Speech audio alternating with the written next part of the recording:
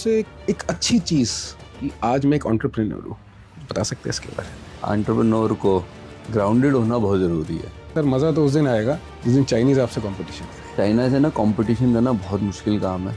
वो रोबोट है वहाँ के आदमी, मतलब हमारी जनरेशन के बाद वाली जनरेशन की वो एआई पे इतनी निर्भर हो जाए कि वो अपना दिमाग इस्तेमाल करना छोड़ दे। तो जिंदल ग्रुप क्या एक कोर वैल्यूज है। आप अगर किसी के साथ काम कर रहे हो, ट्रांसपेरेंसी, विश्वास और भरोसा ये बहुत ज़रूरी है। इस बिजनेस को यहाँ तक लेके जाए, हर माँ बाप की, हर फैमिली की इच्छा रहती है। मैंने ट्रैवल की, जर्मनी, यूके, चाइना भी होके आया मैं। फैमिली हिस्ट्री पाइप की है तो क्यों नहीं पाइप में ही घुसा जाए। मेरे को कई लोग कहते हैं कि भाई तुम्हारे को तो क्या दिक्कत है, तुम्हारे को तो लेगेसी में है, नहीं भी कुछ करोगे तो भी ज़िंदगी चल जाएगी। मतलब ऐसा नहीं होता। अपनी आइडेंटिटी बनाना अपने हाथ में। सर आप मार्केटिंग के लिए जाते हैं? मैं अपने डिस्ट्रीब्यूटर को और मार्केटिंग वालों को एम दिया हुआ है कि अगर मेरे को शांति से बैठने दिया ना तो तुम गए।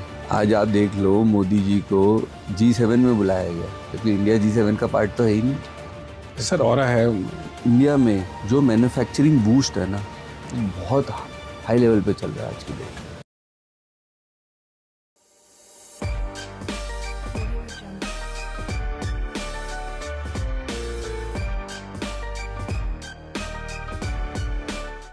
Sahil Jindal is a third generation entrepreneur and the managing director of DS Jindal Group, a 70 plus year old legacy built by late Padma Shri Devi Sai Jindal, one of the original visionaries of India's industrial revolution.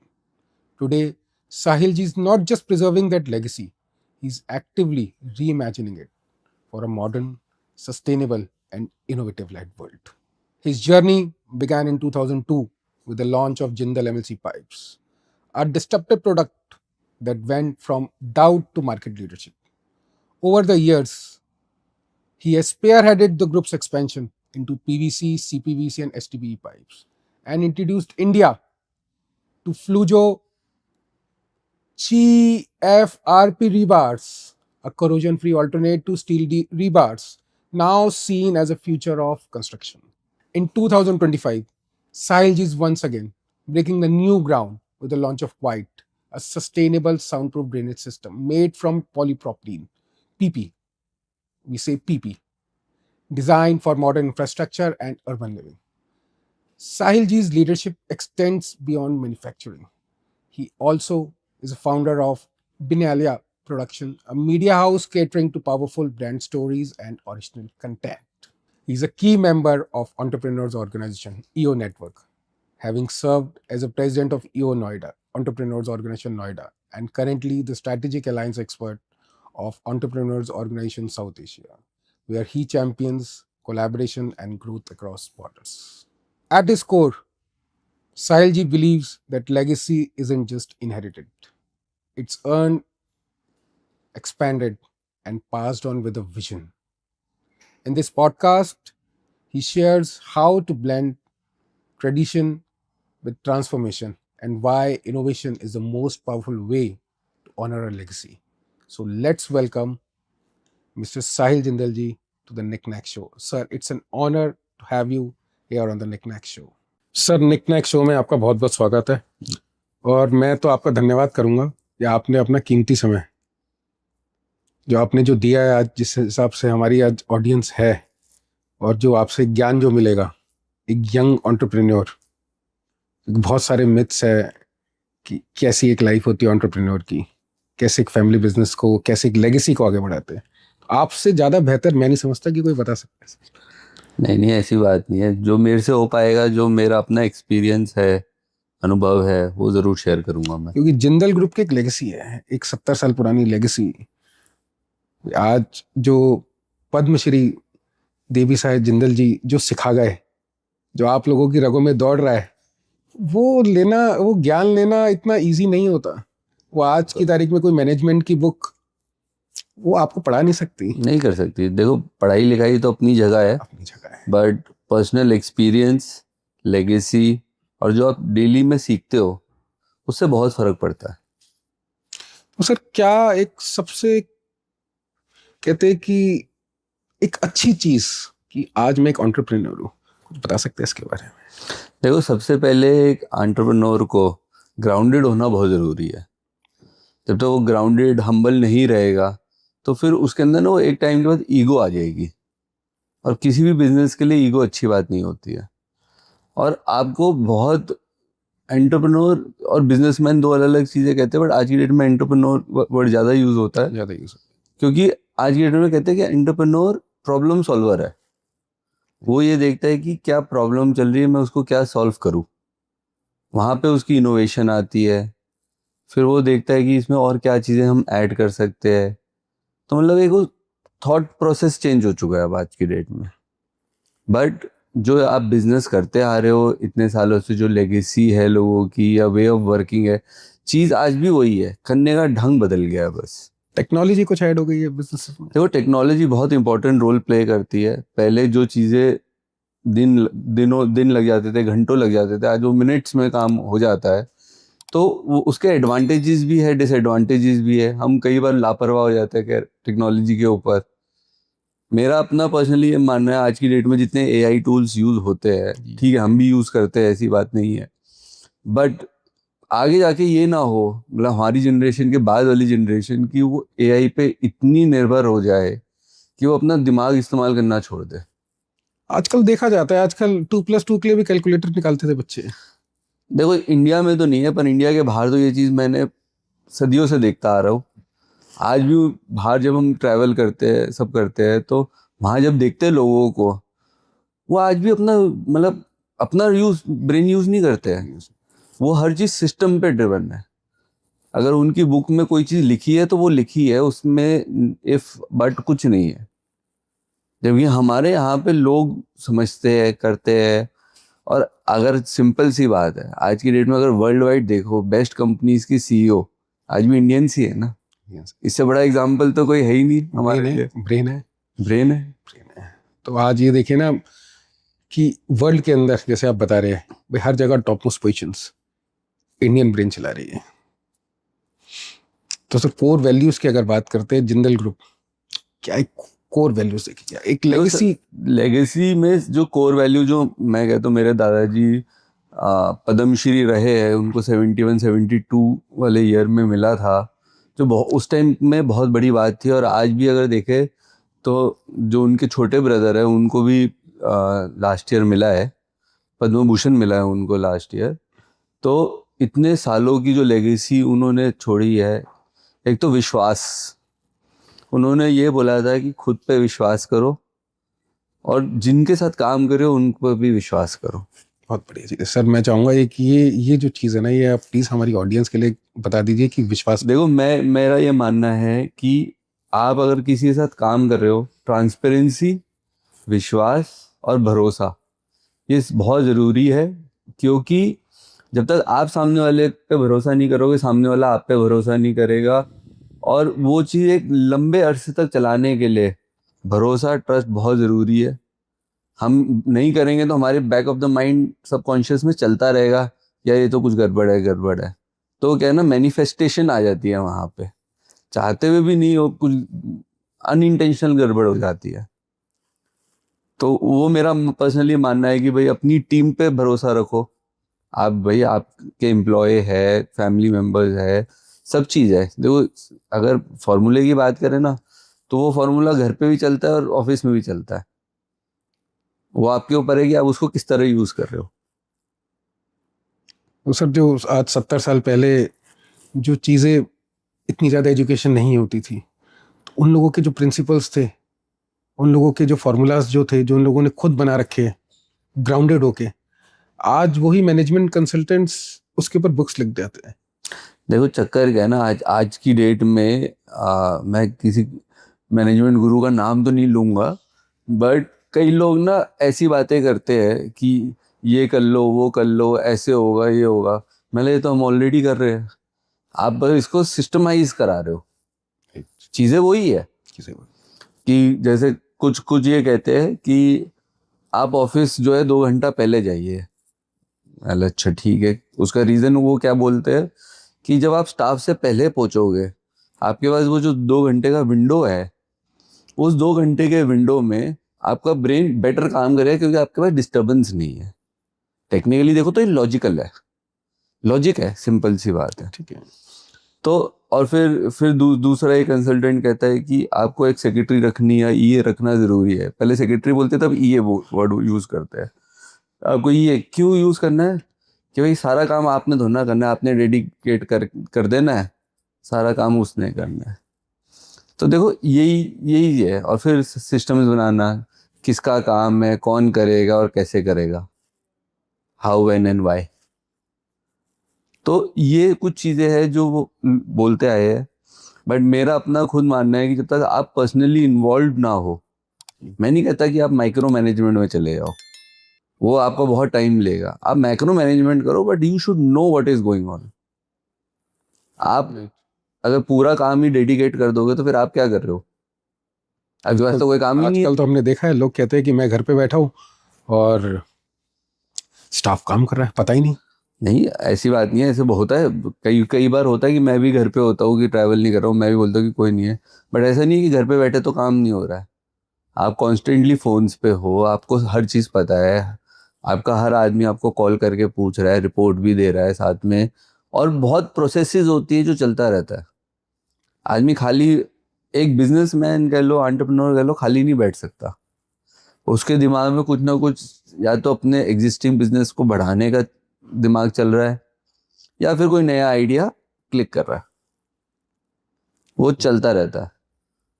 आप सब जैसे जब आपने join किया DS Jindal group, तो क्या addition किया? क्योंकि होता है ना कि मेरा बेटा आ रहा है, मेरा पोता आ रहा है, और मैं जिसको बिजनेस सौंप रहा हूँ, हर माँ बाप की, हर दादा की इच्छा रहती है कि ये बिजनेस में, इस बिजनेस को यहाँ तक लेके जाए। हर हर माँ बाप की, हर हर फैमिली की इच्छा रहती है। मैंने बिजनेस ज्वाइन किया था 2004 में, और जो हमारे ग्रैंडफादर है लेट पद्मश्री जी, वो 95 में एक्सपायर हुए थे। तो मैंने तो अपने आंखों के सामने उनको देखा है, कि उनका ऑरा देखा है, उनका वे ऑफ वर्किंग देखा है, और उनको जो रिस्पेक्ट आज भी, कोई पुराने आदमी, आज की जनरेशन में इतना नहीं लोगों को पता है, जो जो उनसे मिले हैं, जिन्होंने उनसे बात करी है, कभी डील करी है, वो तो आज भी उनके फैन है। कि भाई वो आदमी जो थे, वो विजनरी आदमी थे। ना वो कोई चीज़ से डरते थे। कोई भी नया एक्सपेरिमेंट करना है, कुछ करना है, कह रहा करो, देखी जाएगी। हम आज की डेट में उतना नहीं सोच पाते कि भाई ठीक है करते हैं, देखी जाएगी। बट कई बार होता है कि हाँ, थोड़ा रिस्क तो बनता है। रिस्क टेकिंग फैक्टर उनसे उनसे कैलकुलेटेड रिस्क टेकिंग हाँ, फैक्टर। अब थोड़ा हम कैलकुलेशन में आ जाते हैं। पहले तो भाई बैंडविड्थ उनके पास बहुत थी और चीज़ें थी। तो ये चीज़ मैंने उनसे सीखी है कि भाई रिस्क लेना है, कुछ तो लेगेसी में है, कुछ खून में भी साथ में आया है। तो लगता है कि भाई हाँ, उन्होंने जो किया ठीक है। तो जब मैंने ज्वाइन किया तो मेरे फादर से बात हो रही थी, मैं बोला मेरे को ना स्टील में बहुत ज़्यादा इंटरेस्ट नहीं है। इंटरेस्ट नहीं है? नहीं है। मैंने उनको बोला कि मेरे को बहुत ज़्यादा स्टील में इंटरेस्ट नहीं है, और ये जिस सिस्टम से वो चलते हैं सारी चीज़ें, मैं बोला मेरे को कुछ इनोवेटिव काम करने का मन है। तो उन्होंने बोला क्या करना है? मतलब कुछ प्लास्टिक में करते हैं जी।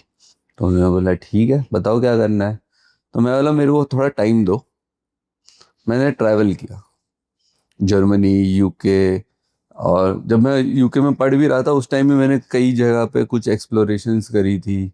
चाइना भी होके आया मैं, क्योंकि जर्मनी से चीज़ें चाइना जल्दी पहुंच जाती है। फिर हमने बोला कि भाई जब फैमिली हिस्ट्री पाइप की है जी। तो क्यों नहीं पाइप में ही घुसा जाए, बट ट्रेडिशनल काम नहीं करना। फिर एक जर्मन प्रोडक्ट था मल्टी लेयर कॉम्पोजिट पाइप। वो ओके। 3 लेयर पाइप, 5 लेयर का पाइप है, जिसमें एचडीपी भी है, एल्युमिनियम भी है, और बीच में एडिसिव की लेयर भी है। मैंने ये करते हैं। डैड ने बोला यार कोई नहीं खरीदेगा। सर ऐसा क्यों होता है? देखो आज की डेट में बात करें 20-22 साल बाद की, तो बहुत इकोनॉमिक्स चेंज हो गई है। बट उस टाइम पे मार्केट डिस्टर्ब करने वाली बात थी कि भाई क्या नया करना है, कुछ करना है। तो ठीक है, फिर मैंने डैड को बताया, वो भी बड़े एक्साइटेड हो गए, कह रहे देखी जाएगी, कह रहे कुछ नया ही करना है ना। करेंगे, कोई बात नहीं है। हमने वो शुरू किया, स्टार्टिंग में इंपोर्ट किया कि भाई एकदम से इंडस्ट्री ना लगा के पहले मार्केट टेस्ट कर लो।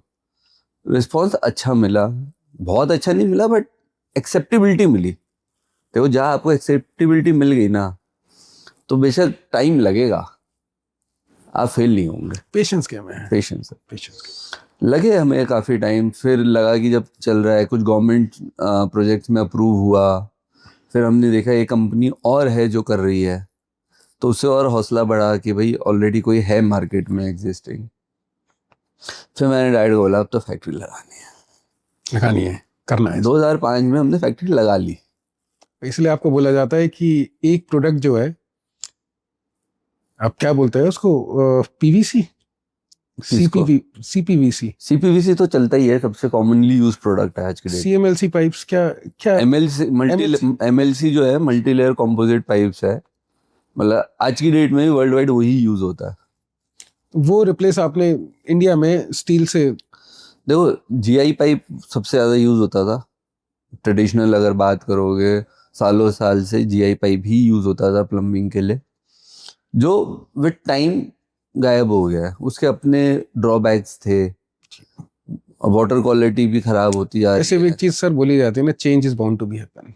कुछ भी परमानेंट नहीं है। देखो कुछ चीज़ें चेंज के लिए अच्छी होती है। फिर हमारे साथ एमएलसी आया, फिर देखते देखते प्लास्टिक पाइप में और बहुत प्रोडक्ट्स आए इंडियन मार्केट में। तो ठीक है, आज की डेट में हमारा इतना कॉन्फिडेंस उस प्रोडक्ट पे बढ़ गया है और एक्सेप्टेंस इतनी बढ़ गई है, बहुत बिल्डर्स यूज़ करते हैं, कि हमने ये देखा कि भाई स्कोप इतना अच्छा है कि अब नई फैक्ट्री लगा रहा हूँ मैं एक और सेम प्रोडक्ट की, which is 5 times bigger than the existing plant, और वो साउथ इंडिया में लगा रहे हैं। अभी एक देहरादून में है जी, फिर एक साउथ इंडिया में लगा रहे हैं कि भाई एक साउथ इंडिया की मार्केट बहुत स्ट्रॉन्ग है हमारे लिए, और कुछ प्रोडक्ट्स और ऐड कर रहे हैं जो नीश मार्केट के है। सीपीवीसी पीवीसी ये तो ठीक है, चलता है, ये भी साइड बाय साइड हम करते हैं, ऐसी बात नहीं, बट फोकस्ड नहीं है बहुत ज़्यादा इस पे। फोकस इस पे दिया हुआ है, but at the same time वो भी अपनी जगह पे रेवेन्यू बराबर देता है, तो वाई नॉट। किसी स्टेज पे ऐसा लगा कि मेरे को तो फैमिली बिजनेस करना ही नहीं है, मेरे को तो बिल्कुल ही कुछ और करना है। जैसे अभी आपने बताया कि भाई मुझे स्टील में नहीं जाना, I have to disturb the market, और जिसकी वजह से आप ये प्लास्टिक के अंदर आए, जिसको पीपी, और एक बहुत वाइडली एक्सेप्टेड आपका जो प्रोडक्ट है, क्योंकि रिस्क टेकिंग कैपेसिटी एक वो कहते हैं ना कि ब्लड में है, और दूसरी जो कैपेसिटी है कि प्रोडक्ट को सक्सेस करना। देखो स्टार्टिंग में जब हमने लॉन्च किया, पहले 10 साल बहुत टाइट था ये, लोगों को कन्विंस करना, क्योंकि क्या होता है ना, अगर एक प्रोडक्ट बहुत जगह हो या एक प्रोडक्ट के बहुत मैन्युफैक्चरर्स हो, तब वो प्रोडक्ट की एक्सेप्टेबिलिटी बढ़ जाती है, बिकॉज वो अवेयरनेस फैक्टर बढ़ रहा है आपका। आज की डेट में after 20 years also there only 3 manufacturers of this product in India. Import होता है काफ़ी, बहुत कंपनीज इम्पोर्ट कर रही है, बट इंडियन मैन्युफैक्चरर आज भी 3 है। तो वो तो पॉलिसी आपने एप्लीकेबल कर दी, वोकल फॉर लोकल। देखो अगर वैसे देखा जाए तो आज की डेट में कोई भी जैसे गवर्नमेंट प्रोजेक्ट्स है, उसमें तो इंडियन ब्रांड की प्रायोरिटी है ही।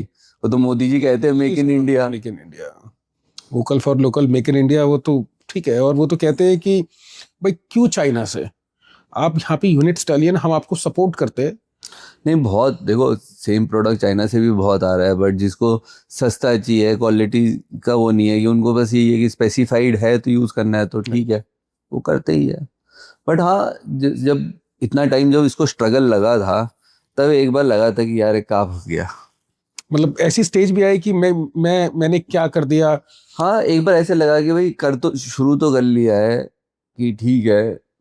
स्टार्टिंग में जब किया था तो मार्जिन्स भी अच्छे थे, सब थे, तो लगता था कि कम सेल भी हो रही है, तो कोई ऐसा कोई लोड नहीं है, क्योंकि ओवरहेड इतने नहीं थे इस प्रोडक्ट में।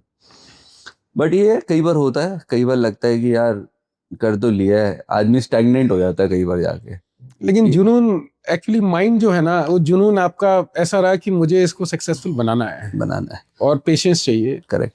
तो आज की डेट में जब जैसी मेरी फैक्ट्री इस ईयर एंड तक स्टार्ट हो जाएगी, फैक्ट्री स्टार्ट होते हम सबसे बड़े प्लेयर बन जाएंगे इंडिया के भी। तो ऑटोमेटिकली और मार्केट डिस्टर्ब करेंगे और वो करेंगे। सर मज़ा तो उस दिन आएगा जिस दिन चाइनीज आपसे कंपटीशन करें। देखो चाइना से ना कंपटीशन करना बहुत मुश्किल काम है। ऐसा क्यों सर? पता नहीं, उनकी कॉस्ट ऑफ प्रोडक्शन को हम कभी मीट नहीं कर पाएंगे। वो रोबोट है वहाँ के आदमी, उतनी एफिशिएंसी हमारे यहाँ पे अभी तो नहीं है। और दूसरी चीज, वहाँ की जो गवर्नमेंट है, जितना वो एक्सपोर्ट को सपोर्ट करती है, हमारे यहाँ पे है ही नहीं। भाई जब उनको एक्सपोर्ट इंसेंटिव्स इतने मिलेंगे, रेगुलेशंस स्ट्रिंजेंट है ठीक हमारे। है, बट मेरे को ये लगता है कि भाई आने वाले टाइम पे देखो, मैं I am a very big fan of Modi ji. वो जिस तरह उन्होंने इंडिया को वर्ल्ड मैप पे एकदम चमका दिया है ना, वो अलग लेवल पे। आज की डेट में पहले कोई नहीं जानता था इंडिया को, अब हर आदमी। मेरे को याद है, आई थिंक लंदन या पेरिस कहीं की बात है, oh you come from Modi's house, Modi's country, ऐसे बोलते लोग। इस कंट्री सोचो, so famous, so familiar. So famous, everybody knows Modi now. तो गर्व की बात है। की बात है सर। आज आप देख लो, मोदी जी को G7 में बुलाया गया, जबकि इंडिया G7 का पार्ट तो है ही नहीं। तो ये तो बहुत बड़ी बात है मेरे को तो। सर ऑरा है उनमें, और एक बिग खौफ है जिस हिसाब से अभी। और दूसरा क्या है कि इंडिया में जो मैन्युफैक्चरिंग बूस्ट है ना, वो बहुत हाई लेवल पे चल रहा है आज की डेट में। ये मोदी जी जो इधर उधर जा रहे हैं, कितने तो कंपनीज है, जैसे एप्पल है, सैमसंग है, इंडिया में ही सबसे बड़ी फैक्ट्रीज आ रही है उनकी। तो उससे तो इंडिया का ही ग्रोथ है। इंडिया का ग्रोथ है। इंडिया भी चाहता है कि किसी तरीके से हम लोग मैन्युफैक्चरिंग नहीं करना चाहिए। देखो मेरा पर्सनली ये मानना है कि जब मैं वापस आया लंदन से पढ़ के, तो थोड़ा दिन तो लगा कि यार वहीं ना रह जाते। ये तो सर सबको ठीक है, बट मैंने जो रियलाइज किया ना, जो वैल्यू, जो ट्रेडिशन हमें इंडिया में मिल सकता है ना, वहाँ नहीं मिल सकता। सर ये मैसेज मैं चाहूँगा एक स्ट्रांगली, जो है ना आज की हमारी यंग जनरेशन के लिए एक मैसेज दे दीजिए आप, कि इंडिया का महत्व बता दीजिए कि क्या, जैसे अभी आप। देखो मेरा पर्सनली ये मानना है कि बाहर तो हम पढ़ने जा रहे हैं, इसका ये मतलब नहीं है कि हम बाहर सेटल होने जा रहे हैं। उसका रीज़न ये है कि जब मैं पढ़ने गया, मैं कभी उस माइंडसेट से नहीं गया था कि मुझे वहाँ सेटल होना है। बट वो जो 3 साल में वहाँ था, उसने मेरा पूरा थॉट प्रोसेस चेंज कर दिया लाइफ का। पहली बात, इंडिपेंडेंस मिली वहाँ पे जाके, मैं किसी पे डिपेंडेंट नहीं था, माइंड खुला। तो उससे क्या होता है कि भाई ठीक है, आप जाओ, it is for your exposure. एक आपको पूरी वर्ल्ड की पिक्चर मिलती है, क्योंकि आप यूनिवर्सिटी में पढ़ने जा रहे हो और 10 देशों से लोग हैं वहाँ पे, आप इंटरेक्ट कर रहे हो, लोगों से समझते हो। बट अगर मेरे को आज की डेट में भी बोला जाए ना कि तू बाहर जाके सेटल हो जा, मैं नहीं जाऊँगा।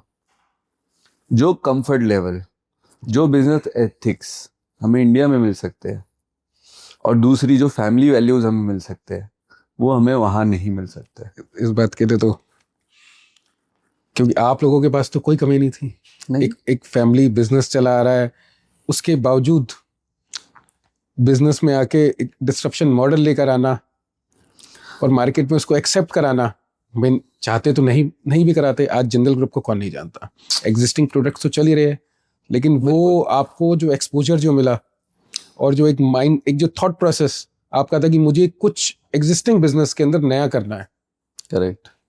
वो चीज़ फॉरेन के एजुकेशन से आपने यहाँ पे जो अप्लाई जो करी, और कहाँ आज देखो जो वहाँ पे पढ़ाते हैं ना, मेरा पर्सनली ये मानना है कि जितनी पढ़ाई हमने वहाँ पे करी ना, वो टेक्स्ट बुक तक तो अच्छी थी, ठीक है, बट जब आप प्रैक्टिकली उसको इम्प्लीमेंट करने आओगे ना, आप नहीं काम कर सकते हो। आपको थ्योरी तो ठीक है, थ्योरी चाहिए, बिना थ्योरी के आप कुछ नहीं कर सकते हो।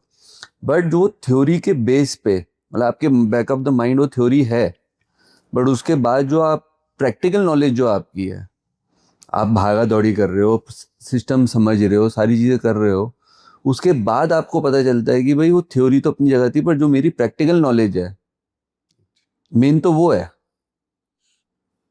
आपको एक फॉर एग्जांपल फार्मूला लिखा हुआ तो है, उस किताब के अंदर।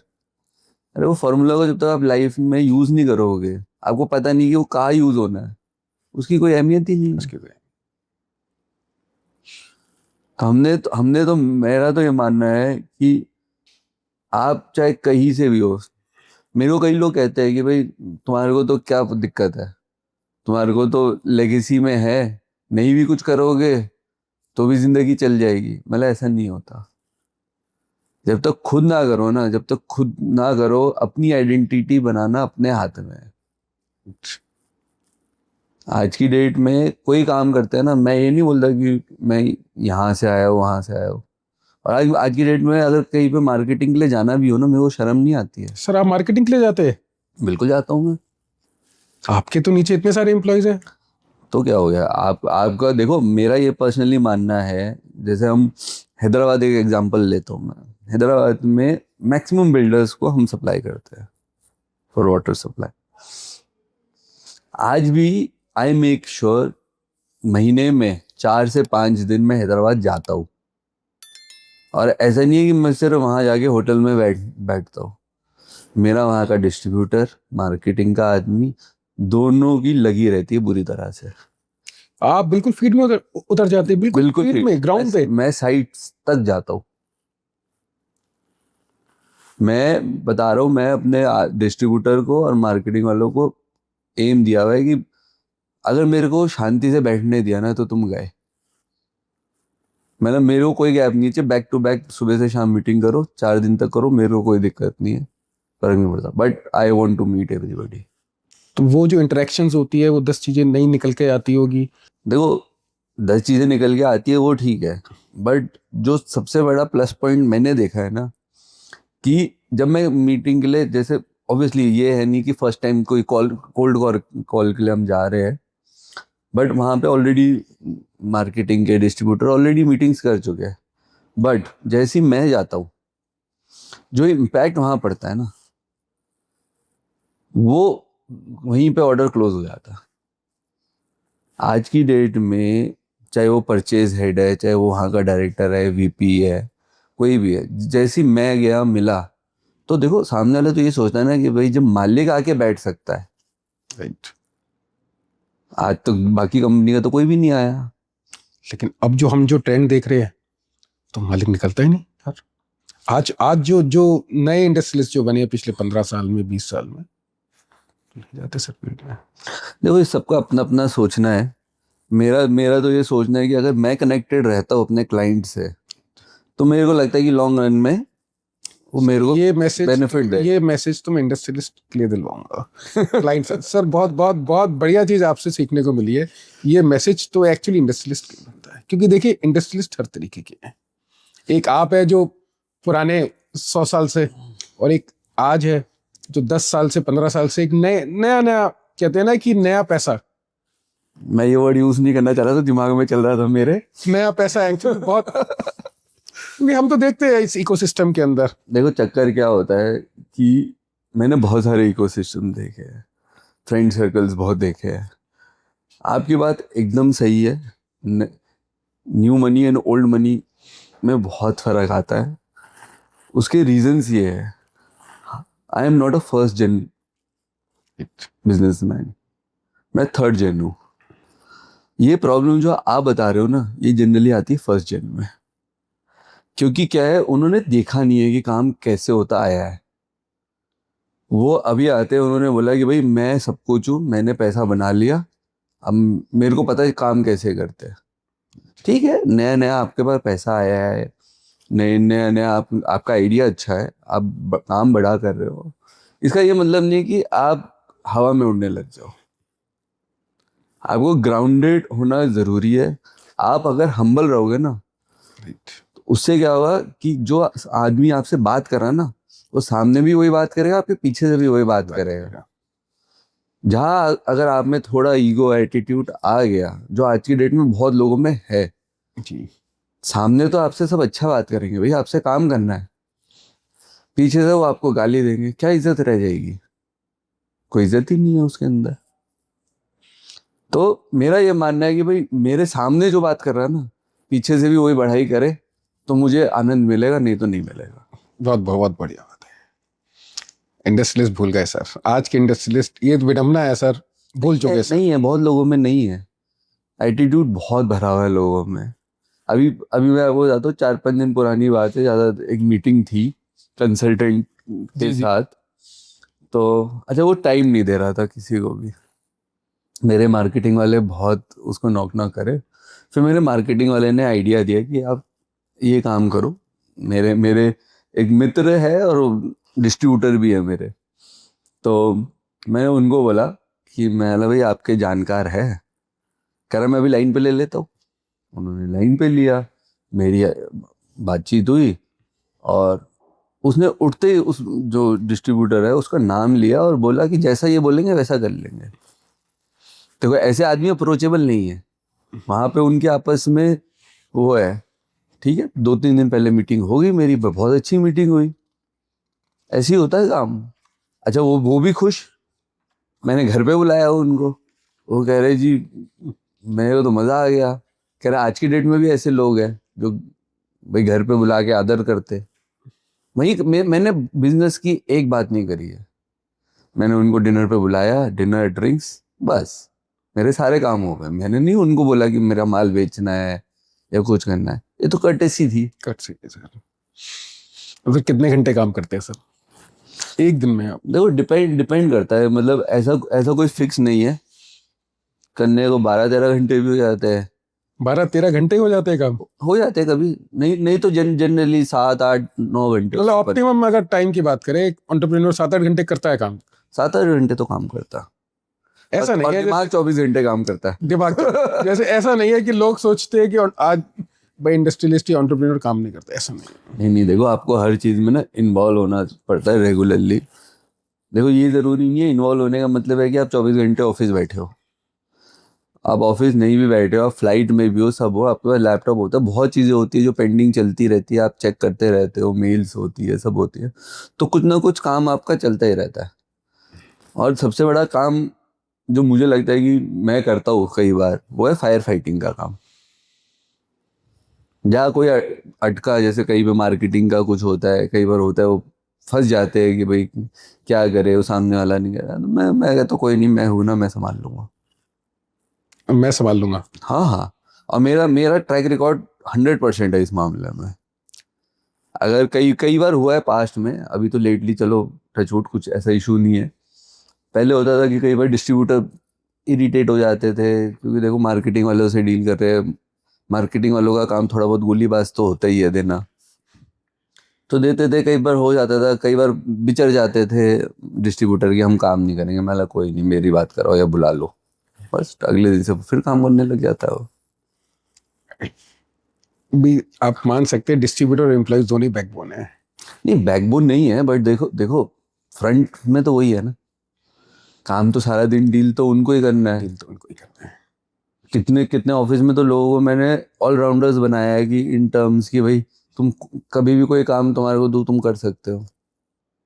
तो इन चीज़ों से बहुत फर्क पड़ता है कि देखो ऑफिस में कई लोग मेरे से बहुत डरते हैं, मेरे को आज तक समझ में नहीं आया क्यों। ठीक है, तो पीछे पीछे डर नहीं है सर, डर नहीं है सर, सर वो रिस्पेक्ट नहीं है। नहीं डर है। उन्होंने एडमिट किया कि सर मेरे हमें डर लगता है। मतलब क्यों लगता है? मैंने कहा मैं तुम्हें आज तक डांटा नहीं, मैंने कुछ बोला नहीं, फिर क्यों? वो एक ऑरा ऐसा बन जाता है, वो माइंडसेट ऐसा बन जाता है। तो उस चीज़ को मैं धीरे धीरे कंफर्ट लेवल पे लाया। अगर आपका एम्प्लॉय आपसे डरेगा ना, वो आपको कभी भी राइट रिपोर्ट नहीं देगा। सर ये प्लीज सर, ये चीज मैंने नहीं सुनी सर किसी से। ये सर, ये मैसेज सर प्लीज रिक्वेस्ट करूंगा आपसे। देखो मैं तो मैसेज नहीं, एक्सपीरियंस बताता हूँ अपना। मतलब एक्सपीरियंस ज़्यादा इम्पोर्टेंट रहता है उस मामले में। मैंने देखा है कि कई बार हमारे जो एम्प्लॉई है वो हमसे बातें छुपाते हैं। वो क्यों छुपाते हैं? कि उनको लगता है कि अगर ये बात मैंने बताई तो सर हमें डांट तो नहीं देंगे, या सर ये तो नहीं समझेंगे कि ये क्या बेवकूफ़ वाली बातें कर रहा है।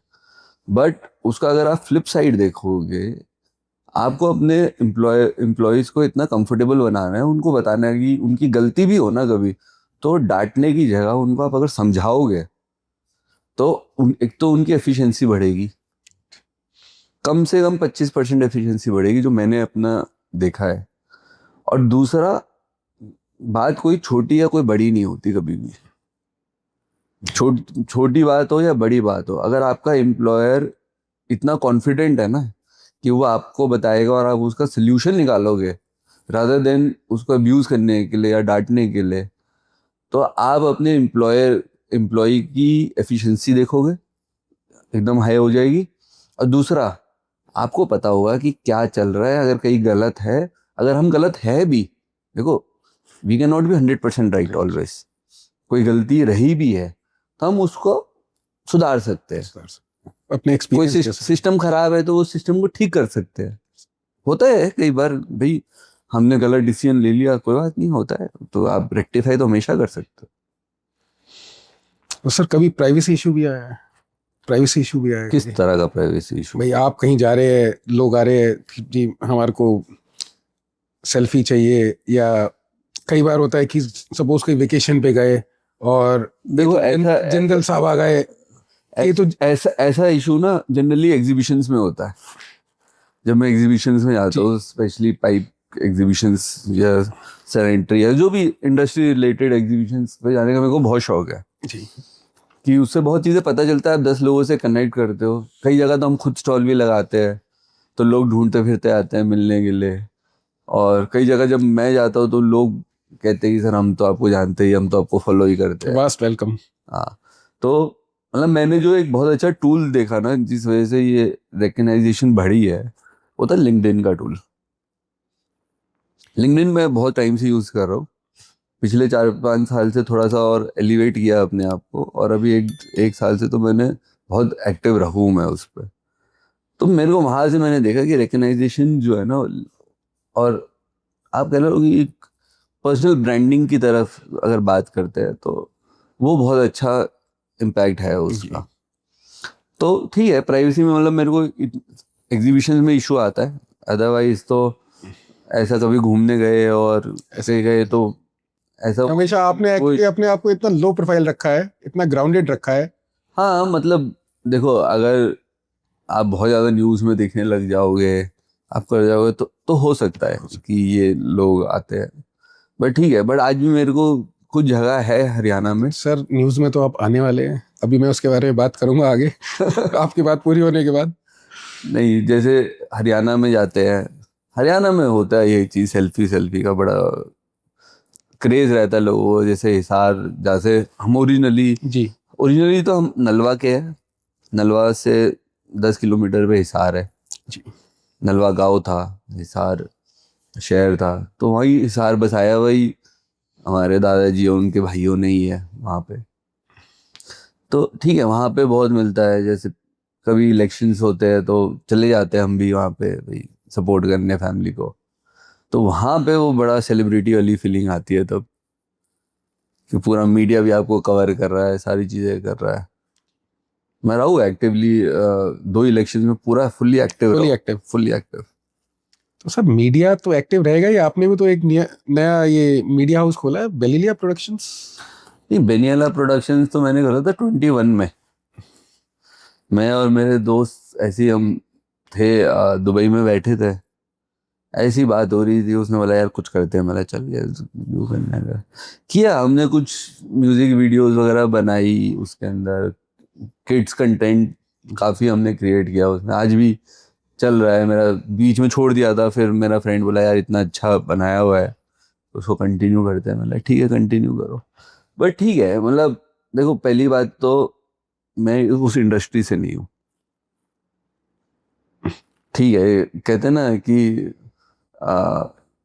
जो कुछ ना कुछ चलना चाहिए साथ में, बस कुछ ना कुछ, देखो कुछ ना कुछ चलना चाहिए, देखो, एक्सपीरियंस मिल क्या जाए। हुआ, चाहे चला नहीं चला या ठीक है, जो पैसे लगे उसकी बात उसकी नहीं है, बट जो एक्सपोजर मिला, जो 4 चीज़ें सीखने को मिली, देखो learning is always never ending process. हम बैठे हैं, कोई बड़ी बात नहीं, आप 4 चीज़ें हमें सिखा के भेजोगे तो सर आपसे तो सर देखो, इतना तो सीखने बात को आज मिलता है। बच्चों से सीख लेते हैं हम, मतलब तो देखो ठीक है, लर्निंग एक ऐसा लर्निंग तो किसी प्रोसेस है कि आप चलते फिरते कहीं भी, बहुत वो आपके ऊपर है कि आप चीज़ों को अडॉप्ट कर रहे हो या बात पे देख तो रहे हो। मैं ऑडियंस से पहले मैं क्लैप कर देता हूँ आपकी। सर ये शब्द नहीं मिलते आज की जनरेशन से, तो वैसे भी सुनने को नहीं मिलते। तो बहुत अच्छी चीज़ है ये। आज हम भी, जहाँ पे हम लोगों का भी फेलियर होता है तो हम ये सोचते हैं कि हमारी ट्रेनिंग कॉस्ट है। ऐसा नहीं है, आदमी जब चलता है तो वो कहते हैं ना कि बच्चा जब चलना सीखता है ना तो सबसे पहले 100 बार गिरता है, करेक्ट। उसके बाद ही वो प्रॉपर तरीके से चलना सीखता है। नहीं ठीक है, हमने भी बेनियाला खोला था तो कई कई ठोकर खाई उसके अंदर, कई बैकफायर्स हुए उसके अंदर।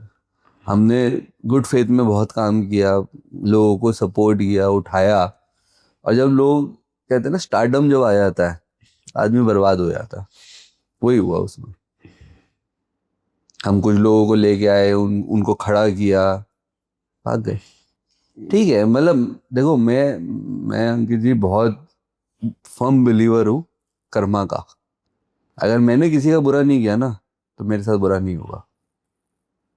ये तो परफेक्ट सर, ये चीज़ तो। और जिसने आज तक बुरा किया उसके साथ कभी अच्छा हुआ भी नहीं। मैं बहुत लाइव एग्जांपल्स हैं मेरे पास, और मेरे दोस्त भी कहते हैं ये बात। कह रहे तेरे साथ गलत करे कोई बचा नहीं आज तक, जबकि मैं नहीं छूंगा उसको। भगवान है ऊपर देखने के लिए। कि यूनिवर्स। मैंने हनुमान जी पे छोड़ा हुआ है सब कुछ, वो देख लेते अपने आप, मेरे को कुछ नहीं करना पड़ता। तो सर राजनीति में आने का क्या प्लान? देखो राजनीति में अभी जब आपका मोदी जी का जब इलेक्शन हुआ था, हमारे चाचा जी है नवीन जी, वो खड़े थे कुरुक्षेत्र से। कुरुक्षेत्र तो पुरानी सीट रही है उनकी, पहले भी 2 बार सांसद उसमें रह चुके हैं। तो मेरी उनसे बात हो रही थी, मैं और मेरा फर्स्ट कजन एक है प्रतीक, तो हमने बोला चलो चलते हैं। ठीक है, तो हम तो सोचे थे जाएंगे 2 दिन के लिए, अपना अनुभव लेंगे और आ जाएंगे भाई। तो नवीन चाचा बोले भाई देखो आए हो तो पूरा महीना लगा के जाओगे। पूरा महीना? पूरा महीना। मैं उसकी तरफ देख रहा हूँ, मेरी तरफ देख रहा है। मैं अच्छा, मैं जी ठीक है, क्या बोल सकते थे। ठीक है, तो फिर अगले एक दिन तो हम उनके साथ घूमे पूरा दिन, और फिर उन्होंने हमें अलग अलग विधानसभा अलॉट कर दी। मैंने अलग अलग कर दी, हमें भी अलग कर दिया, कैसे करेंगे। ठीक है, रेजिडेंस हमारा सेम था कि रहने के लिए ठीक है। 1-2 दिन लगे इकोसिस्टम में घुसने के लिए, पॉलिटिक्स मेरे लिए तो नया चैप्टर था जी। मेरा कजिन प्रतीक को थोड़ा सा अनुभव था मैनेजमेंट का वगैरह। उसके बाद 2-3 दिन के बाद तो जो मजा आया ना, मतलब शहर में निकलते थे ना जब घूमते थे जी। तो लोग देख के नमस्ते सलाम, मतलब वो एक लेवल अलग था। अगला चेहरा मान सकते हैं आपको? हाँ। आने वाला चेहरा मान मन सकते हैं? मन मन मन तो उस टाइम पे बहुत हो गया था। उस टाइम पे टेम्पो इतना बढ़ गया था, 1 महीने में, मतलब 1 महीने में तो फीलिंग तो मेरे को ही आ रही थी, नेता तो मैं ही हूँ। ऐसा है, फैमिली हिस्ट्री भी रही है फैमिली और रही है। एक सपोर्ट सिस्टम भी है, और दूसरी एक सबसे जो मेजर जो चीज़ मैं कहूँगा, बेदाग पर्सनैलिटीज जो जिंदल परिवार ने दी है। बेदाग पर्सनैलिटीज, ये हिस्ट्री होना, ये इजी नहीं है। नहीं देखो, मेरे को बहुत मजा आया। आज भी मेरे पास बहुत फोन आते हैं कि आ जाओ। मतलब अगर एक मैनेजमेंट पॉइंट ऑफ व्यू से बात करूँ ना, कॉलेज क्या सिखाएगा जो 1 महीने ने सिखाया मुझे ये। जो आपको ग्राउंड सिखा जाएगा, जो लोग सिखा जाएंगे। ग्राउंड मतलब हम कहीं भी जाते थे, कहीं भी बैठते थे, किसी के भी घर में घुस जाते थे, कुछ नहीं, मतलब बहुत, मतलब प्यार, बहुत बहुत प्यार मिलता है। अंदर से सारे सिस्टम बंद थे, फोकस एक ही था कि भाई at the end of the day हम ह्यूमन है, दैट्स इट। ना छोटा बड़ा कुछ नहीं। उससे बहुत प्यार मिलता होगा लोगों को, बहुत बहुत प्यार मिलता मतलब होगा। मैं आपको बता रहा हूँ ना, जब शहर में निकलते थे तो लोगों को पता चल जाता था। अगर कभी आप फोटोज दिखाऊं मैं आपको तो आप दंग रह जाओगे कि ये हो क्या रहा था। नहीं, मैं फोटो शेयर करूंगा सर अपनी ऑडियंस के साथ। एक तो फोटोज आपको शेयर जरूर करूंगा मैं, और फोटोज आप कुछ ऐसी दीजिएगा जिसमें हाँ लगे कि हम मेहनत करते, मैं कार्य करता है। क्योंकि नहीं बहुत रहा वहाँ पे, बहुत लोगों से मिलना हुआ। मतलब टोटली जमीन से जुड़े हुए थे हम। तो गांव में घूम रहे थे, वो गांव जो कभी किसी ने सुने भी नहीं। हमने तो खैर नहीं सुने थे कभी। गांव में जा रहे हैं, खेतों में जा रहे हैं, और यही महीना नहीं, मई का महीना था लास्ट ईयर। बहुत आप वो सोचो, पीक गर्मी का सीजन, गर्मी। पूरा महीना वहीं पे, और सुबह जाते थे शाम में आते थे, सफेद कुर्ता पजामा पहन रखा है, पूरा सुबह से शाम गिल्ला है, बट कोई मुंह पे वोच नहीं है। रात में आए, सोए, सुबह फिर उठ के 8 बजे निकल गए। मतलब वो ऐसा सिस्टम बना था ना कि मजा आ रहा था। मेरे डैड कह रहे तेरे को वापस आना है। मतलब नहीं, मुझे मजा आ रहा है। बहुत बढ़िया। वो नया चेहरा आने वाला है।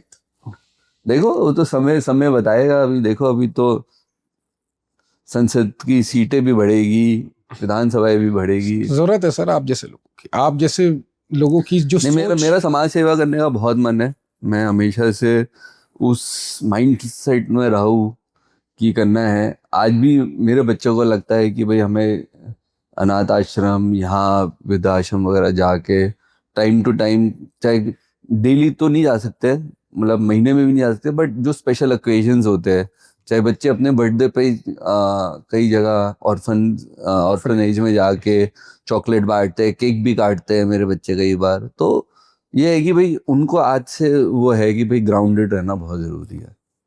एथिक्स इस तरीके के मिले हैं पीछे से, बिल्कुल। सीख इस तरीके की मिली है जो आज हम देखते हैं कि मिसिंग है।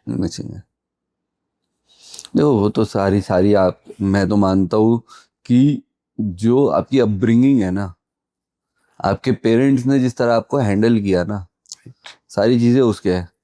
था, हमारे साथ भी होता था कि हमें अपने पेरेंट्स के तौर तरीके नहीं पसंद आते थे। बहुत बार होता था भाई, सोच नहीं मिलती है कि इन टर्म्स की, वो कह रहे कि ये नहीं करना, वहाँ नहीं जाना, रात में बाहर नहीं निकलना, ही नहीं करना। हम भी रिटेलिएट करते थे कि भाई दुनिया जा रही है, हम नहीं जा रहे। बट आज हम रियलाइज करते हैं आज हम रियलाइज कि भाई आज उनकी वजह से कम से कम हम लाइन पे तो है। ये तो बहुत बढ़िया। ये चीज मैंने भी देखी है कि 11 बजे फोन आ जाता है कि कहाँ है। नहीं, हमारे तो कर्फ्यू लग जाता था घर पे। मेरे ग्रैंडफादर भी ऐसे थे। तो मैं तो मजाक की बात है, मैं तो एक दिन डैडी को बोल दिया, मैं यार आपके साथ हुआ तो मेरे साथ क्यों कर रहे हो? सर देखिए अब समझ आता है ना, जब एक मुकाम हासिल कर लिया, कि अपने हाथ से जब चीजें कर ली, तब पता लगता है कि वो आज डिसिप्लिन। हम भी कर रहे हैं वही काम। आज सर ठीक है, वो डिसिप्लिन तो आगे। आज भी मेरे तो चलो 2 डॉटर्स है। तो सर बात करते हैं, आजकल फैशन सा हो गया पिछले 10 साल से, फाउंडर्स एंड फंडिंग। ये FNF पहले चलता था, फैमिली एंड फ्रेंड्स, अब चलता है FNF, फाउंडर्स एंड फंडिंग। ये शिफ्ट कैसे हो गया ये? देखो मेरे को ऐसा लगता है कि 10 साल तो ठीक है, ज्यादा हो गया, पर जो ट्रेंड आया ना, वो कोविड से जस्ट पहले आया था। कोविड में शांत हो गया था थोड़ा सा, और कोविड के बाद तो आग लग गई जैसे। जिसको देखो हर आदमी कह रहा है कि भाई मैं फंडिंग उठा रहा हूँ, मैं, मेरी ये वैल्यूएशन। और उस टाइम पे VCs कह लो या इन्वेस्टर्स कह लो, पेपर पे कोई लेके आता था उसको पैसा मिल जाता था उस टाइम पे, क्योंकि वो एक स्टार्टअप ट्रेंड चालू हो गया था कि भाई ठीक है, अगर ये कुछ कर गया तो 100 गुना वापस देगा, नहीं किया तो चलो कोई बात नहीं है। रिस्क था। और जिन्होंने किया और जिन्होंने पैसा बनाया, तो मैंने लोगों को ओवरनाइट चेंज होते हुए देखा। स्पेशली जो फाउंडर्स जिनको अच्छी वैल्यूएशन मिल गई, काम नहीं हुआ अभी पूरा, जिनके पैसा लिया है, पैसा आ गया, पैसा आती एटीट्यूड चेंज। जैसे पता नहीं भगवान मिल गए या थोड़ा सा वो हो गया। बट मेरा पर्सनली ये मानना है कि भाई आप पैसा उठाओ, पैसा उठाने में कोई हर्ज नहीं है। आपका आइडिया अच्छा है, आपका कॉन्सेप्ट अच्छा है, आप कुछ चेंज ला रहे हो, प्रॉब्लम ही तो सॉल्व हो रही है ना इसके अंदर। अगर कोई चीज में आप चेंज लाओगे तो वो प्रॉब्लम सॉल्वर हो आप एक तरह के, विच इज गुड। आज देखोगे जोमेटो है या क्विक कॉमर्स ने लाइफ चेंज कर दी हमारी। तो इसी तरह बहुत फाउंडर्स है जिन्होंने बहुत अच्छा काम किया है, जिन्होंने बहुत अच्छी फंड रेजिंग करी है, और कुछ तो आज भी हम्बल है, कुछ क्या ऐसे लग रहा है जैसे सीधा रॉकेट लग गया, मून पे जाएंगे अब। मतलब पैसा डाइजेस्ट नहीं होता। पैसा डाइजेस्ट नहीं हुआ। जैसे हमने पहले भी बात करी, ओल्ड मनी न्यू मनी, तो ये कॉन्सेप्ट वहीं पे है। अच्छा बोले आज पैसा आ गया, चलो क्या करना है, सबसे पहले तो बड़ी गाड़ी खरीदेंगे। क्यों भाई, इतना बड़ा फाउंडर हूँ मैं, अब बड़ी गाड़ी तो मेरे को चाहिए। फिर अच्छा आजकल कमेलियास ट्रेंड में चल रहा है, वो भी ले लेते हैं। तो मतलब चीजें, लोगों ने पैसा यहाँ लगाना शुरू किया, वो अपने एक्चुअल प्रॉब्लम सॉल्विंग से शिफ्ट हो गए, वो लाइफस्टाइल पे चले गए, लाइफस्टाइल। फोकस थोड़ा सा शिफ्ट हुआ। तो उससे क्या होता है कि ठीक है चलो, मैं नहीं कहता कि आपको अपने लाइफस्टाइल इंप्रूवमेंट नहीं करनी चाहिए, बिल्कुल करो, but not at the cost of your work. अगर आप काम से पैसा डाइवर्ट हो गया आपका, तो वो आपके लॉन्ग टर्म में प्रॉब्लम करेगा। फिर आजकल जो नए नए वर्ड्स सुनने को मिलते हैं ना, जब स्टार्टअप शुरू हुआ था, कई स्टार्टअप्स आते थे पिच करने के लिए, अरे स्टार्टिंग में तो समझ में नहीं आता था ये बात क्या कर रहे हैं। बोले मेरा रनवे इतना है, मतलब कौन सा प्लेन उड़ाएगा भाई तू। तो मतलब बहुत ऐसे ऐसे वर्ड्स स्टार्टअप इंडस्ट्री लेके आई है कि भाई मेरा रनवे तो इतना था, इतना ही बचा है, मेरा ये है, वो है। बहुत वर्ड्स उन्होंने नए नए बने हैं वर्ड, कोई बात नहीं। तो रनवे इसलिए मैंने बोला कि ये स्टार्टअप्स जो फंडिंग उठाते हैं, एक टाइम पे तो पीक पे चले जाते हैं, फिर उसके बाद जो होता है वो यही होता है, अरे हमारा तो रनवे शॉर्ट पड़ रहा है। अरे भाई पहले फोकस करो, काम पे फोकस करो। इतना बढ़िया अगर प्रोडक्ट तुम्हारा है, तुम लोगों की प्रॉब्लम सॉल्व कर रहे हो और मार्केट में डिस्ट्रप्शन ला रहे हो, तो फोकस करो और हम्बल रहो। आपकी आज की हम्बलनेस आपकी जनरेशन्स तक लोग याद रखेंगे। देखो आज की डेट में, चाहे आपने नया बिजनेस शुरू किया, चाहे आपने नया स्टार्टअप किया, आप फर्स्ट जनरेशन एंटरप्रेन्योर हो या जनरेशन के एंटरप्रेन्योर हो और आपने कुछ नया काम शुरू किया, जो सबसे बड़ी बात है फॉर अ फाउंडर, डायरेक्टर और जो भी चला रहा है पार्टनर, हम्बल रहना बहुत ज़रूरी है। आज आप हम्बल रहोगे तो आप लंबा चलोगे। क्यों? क्योंकि आपकी रिस्पेक्ट बढ़ेगी। दूसरा, आप दूसरे की रिस्पेक्ट कर रहे हो, आपको खुद को रिस्पेक्ट मिलेगी। फोकस काम पे रहेगा और लॉन्ग रन में आप उसका इफेक्ट अपने आप देखोगे कि भाई लोग जिस तरह आपको ट्रीट करना शुरू हो जाएंगे। हम्बलनेस कहीं ना कहीं मिसिंग है, अब देखते हैं हम। है, बहुत जगह है। आज की डेट में ना, वो न्यू मनी वाला इशू सबसे बड़ा है, क्योंकि वो दिख रहा है। एक एक एक बड़ी अच्छी चीज मैं आपको और बताता हूँ, जो मैंने देखी है, अनुभव भी किया है, हमने भी की। ऐसी बात नहीं है कि मैं बहुत अनोखा हूँ, मैंने नहीं किया। और ब्रांड्स भी ये बात बोलते हैं। आप अगर देखोगे, बीच में बहुत ट्रेंड है, बीच में क्या अभी भी चल रहा है, ब्रांड्स का बहुत ट्रेंड है मार्केट में। बिल्कुल। लोगों को बड़ा शौक है कि गुच्ची, प्राडा, ये मतलब दिखना भी चाहिए, देखो कि मैंने क्या पहना हुआ है। और पीछे किसी एक बड़े ब्रांड की स्टेटमेंट आई थी, we don't make for upper class, we make for middle class, these brands. उसका रीजन पता है क्या है? बोले उसका रीजन ये था कि जो मिडिल क्लास आदमी है वो ब्रांड्स पहन के अपने आप को अपर क्लास दिखाता है। और आज अपर क्लास की आप बात करोगे, अपर क्लास में मैंने, I know so many people, कुछ लोगों को शौक है, ठीक है, वो शौक से पहनते हैं कि भाई उनका लाइफस्टाइल हुआ है। बट आई हैव सीन, और ये मैंने अपने फादर से देखी है ये चीज़, वो ये नहीं देखते कभी भी कि कौन सा ब्रांड है, ये क्या है।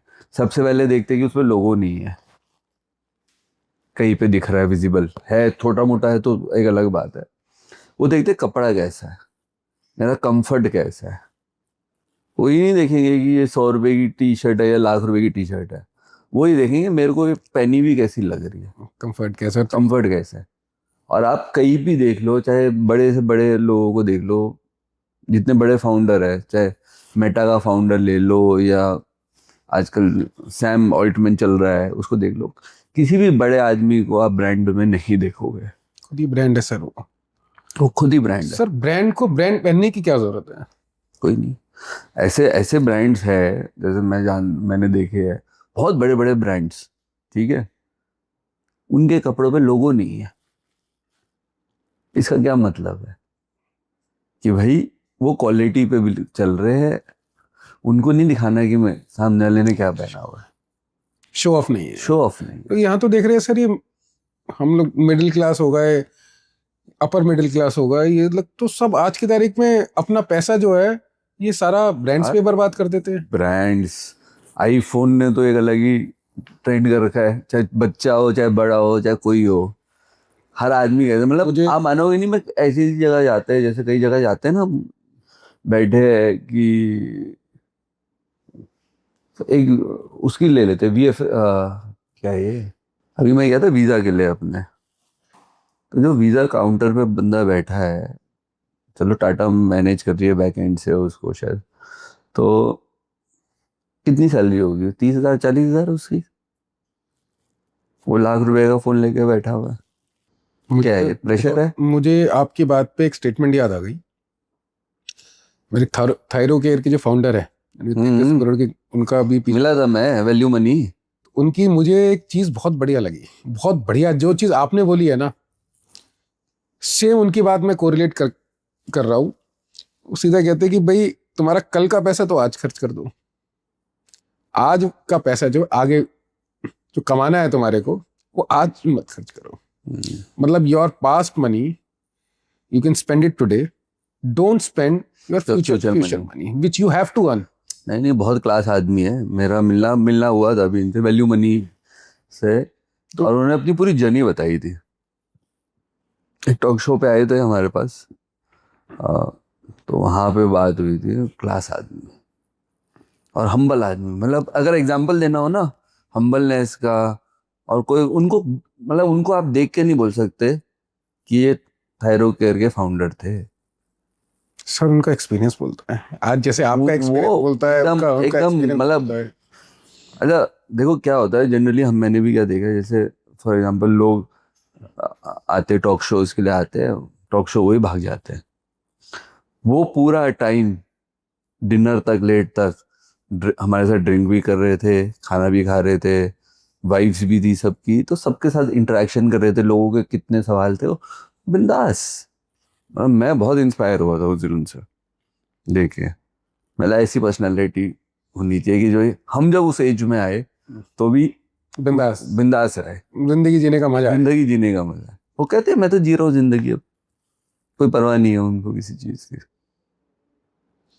तो सर ये जो कॉपी का जो कॉन्सेप्ट जो चल गया अभी, जैसे अभी फाउंडर्स की बात कर रहे थे स्टार्टअप इकोसिस्टम की, कि जिसको भी देखो एक डुप्लीकेट प्रोडक्ट ले आता है या एक रेप्लिका ले आता है प्रोडक्ट का, जो कि यूएस में चल रहा है या यूरोप में चल रहा है या एग्जिस्टिंग इंडिया मार्केट में चल रहा है, वो कहते हैं मैं साइमल्टेनियस एक प्रोडक्ट खड़ा कर दिया नया। जैसे आज जोमेटो ने कुछ नया किया, ठीक है, हालांकि जोमेटो या स्विगी भी एक कॉपीड कॉन्सेप्ट है, तो हम लोग अपना यूनिकनेस क्यों नहीं लेके यार? देखो इस चीज में तो हम डिनाई नहीं कर सकते कि हम डेवलपिंग कंट्री है, और जहाँ से ये आइडिया ला रहे हैं वो डेवलप्ड कंट्री है, तो ये इकोसिस्टम का फर्क तो है। आज आप देखोगे ऐसी बहुत सी कंपनी है, ठीक है, पेपाल करके एक कंपनी थी बाहर की, आज भी चलती है, वहां से पेटीएम आया टेक्निकली, ठीक है, अमेजोन से फ्लिपकार्ट आया, राइट। तो इन्होंने जब देखा कि वो चीजें वहां की प्रॉब्लम सॉल्व कर रही है, तो इन्होंने यहाँ पे रेप्लिकेट किया। तो देखो इसमें कोई हर्ज नहीं है, मतलब मैं ये नहीं मानता कि भाई कॉपी अच्छी भी होती है बुरी भी होती है। कॉपी किया, आज 150 करोड़ की जनता है, वो भी तो कर सकती थी, at least they are solving some problem for the society. हाँ, कोई बाहर आया, मतलब आज की डेट में जो क्विक कॉमर्स की अगर बात करते हैं, जो हम कहते थे जेप्टो ने डिस्टर्ब की मार्केट, 8 मिनट 10 मिनट में डिलीवरी, ये बाहर नहीं है, ये बाहर आज भी नहीं है। वो उनके लिए ना ह्यूमन लाइफ्स मैटर करती है। हमारे इंडिया में ना जिंदगी बहुत सस्ती है, बट ठीक है, बट देखो प्रॉब्लम सॉल्विंग है, उसमें कुछ वायलेशंस भी है जिसमें गवर्नमेंट अभी हाल फिलहाल में देख भी रही है। At least it should be 15-20 minutes, जिससे कि एक जो राइडर है उसकी लाइफ के ऊपर खिलवाड़ नहीं करना चाहिए। तो है ही बिल्कुल, आज प्रेशर में है, आज राइडर प्रेशर में है, कोई वो ऐसा तो है नहीं कि भाई निकले और पहुंच गए, बट ठीक है, बट ठीक है, एट द सेम टाइम जैसे आपने बोला गवर्नमेंट का भी पीछे मैं भी न्यूज़ में पढ़ रहा था कि सेफ्टी नॉर्म्स हो गया, फूड रेगुलेशंस हो गए कि भाई जो डार्क स्टोर्स में खाना रखा हुआ है उसकी सेफ्टी, हाइजीन, ये सारी चीज़ें देखो, कहते हैं टेक्नोलॉजी से कुछ चीज़ें कॉम्प्रोमाइज़ होती है। उसका सबसे बड़ा एग्जाम्पल ये है। तो सर इतने फिट हो, इतने मेंटेन अपने आप को रखते हो, क्या एक रूटीन रहता है एक्सरसाइजिंग का या एक हैबिट की डिसिप्लिन, मेरे को एक फूड डिसिप्लिन मेंटेन करना है क्योंकि मेरे को कॉर्पोरेट में भी जाना है, या एक अंदर से कि भाई मैं अपने आप को हेल्दी फील करूँ, ये मैं चाहूँगा कि थोड़ा सा यंग जनरेशन के लिए या एंटरप्रेन्योर्स के लिए?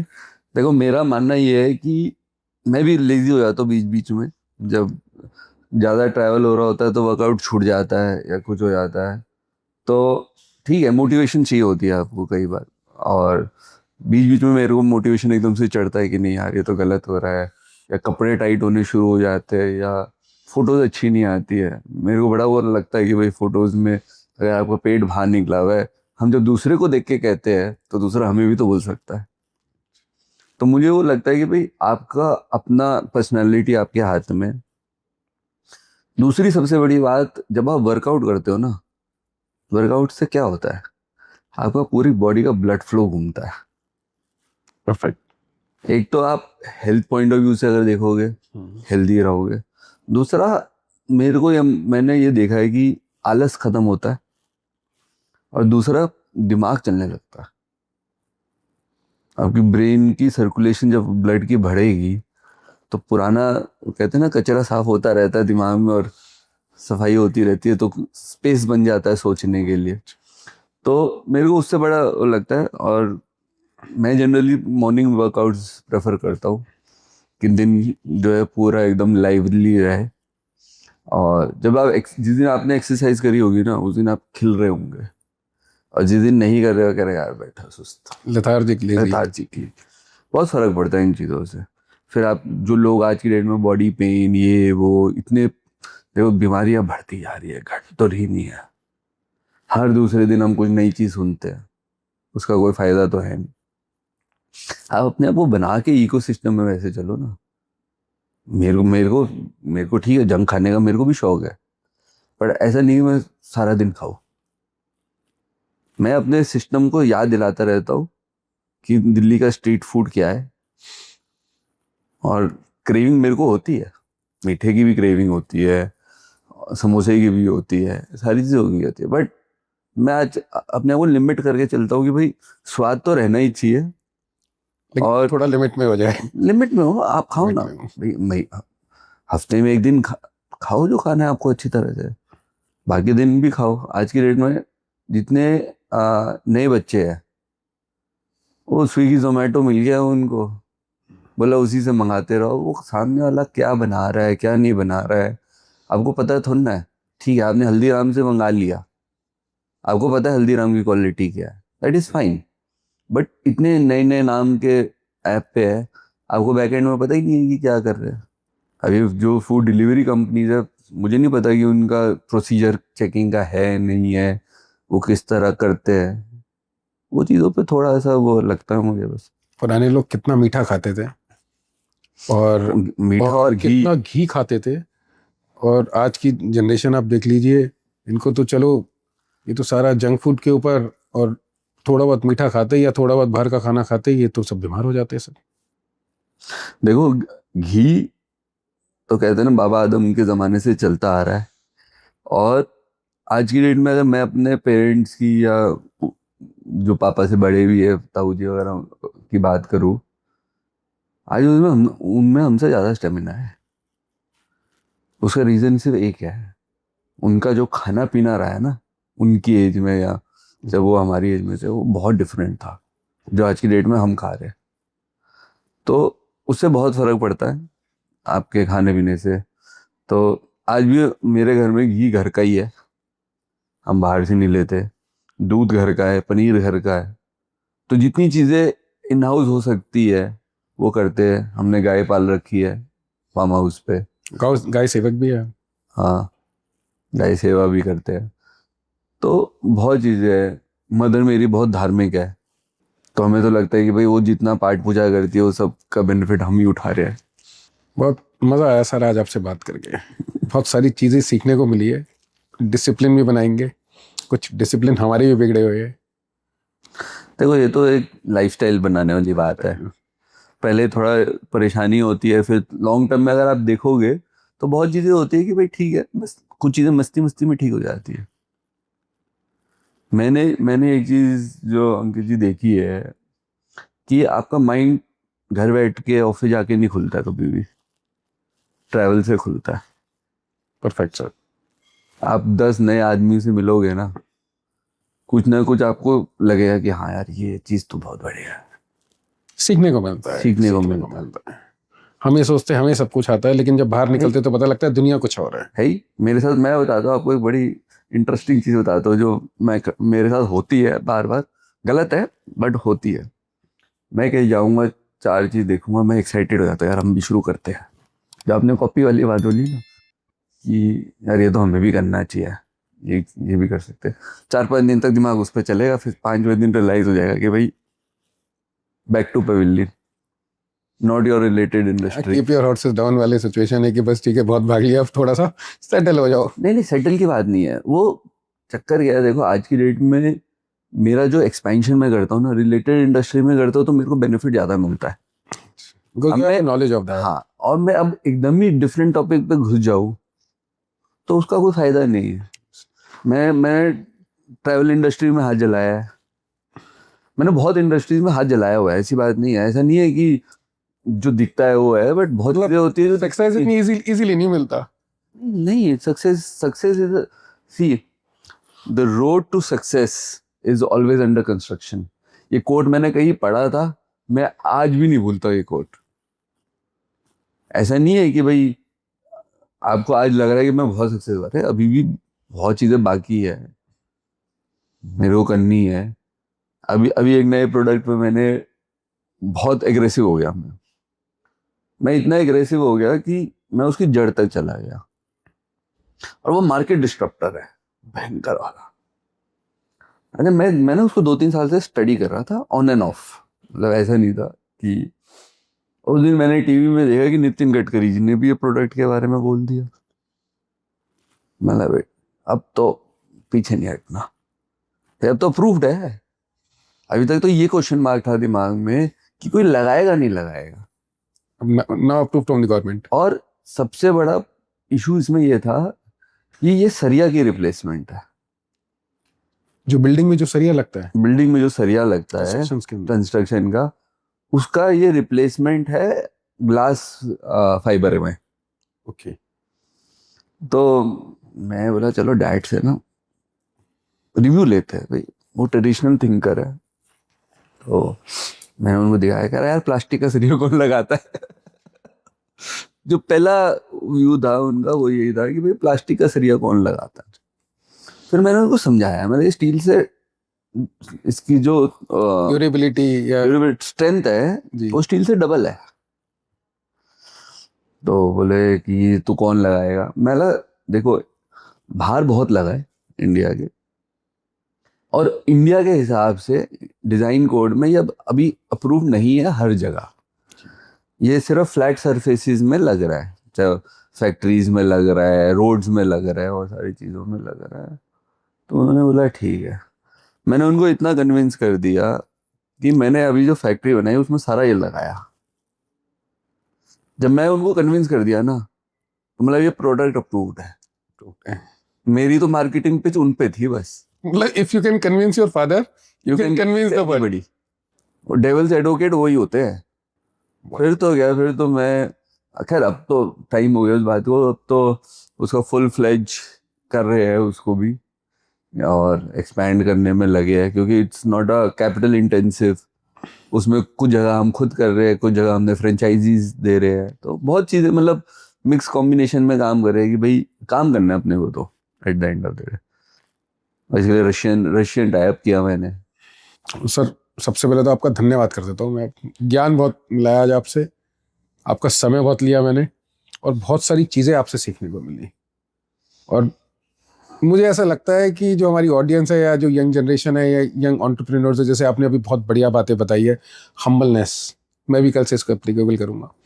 कई बार मैं भी रिजेक्ट हो जाता हूँ, और जंक फूड या डिसिप्लिन, ठीक है, अगर मेरे फादर मेरे को डिसिप्लिन सिखाते हैं, मैं भी आगे उसको अप्लाई करवाता हूँ बच्चों में, और शायद वही डिसिप्लिन इतना ज़रूरी था जिसकी वजह से मैं किसी मुकाम पे पहुंच गया, या मैंने अपने आप को एक मेंटेन कर रखा है, या मेरा एक प्रोडक्टिव माइंड है या एक एफिशिएंट माइंड है।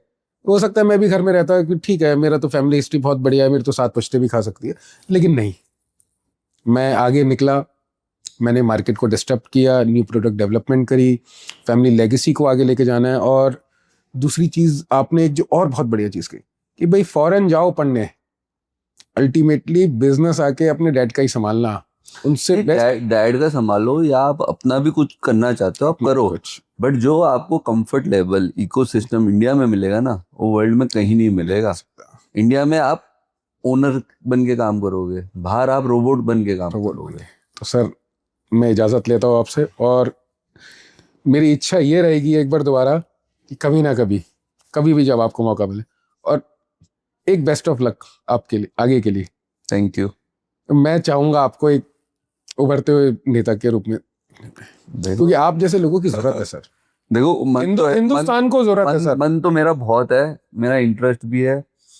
और एक चीज मैंने जो सोची थी जब चाचा भी लड़ रहे थे, तो मैंने जब हम बोलते थे ना लोगों को कि भाई उनको क्यों वोट देना है, मैंने देखो आप इस इंटेंशन से देखो, ये आएंगे तो 4 चीजें करेंगे, राइट, ठीक है ना।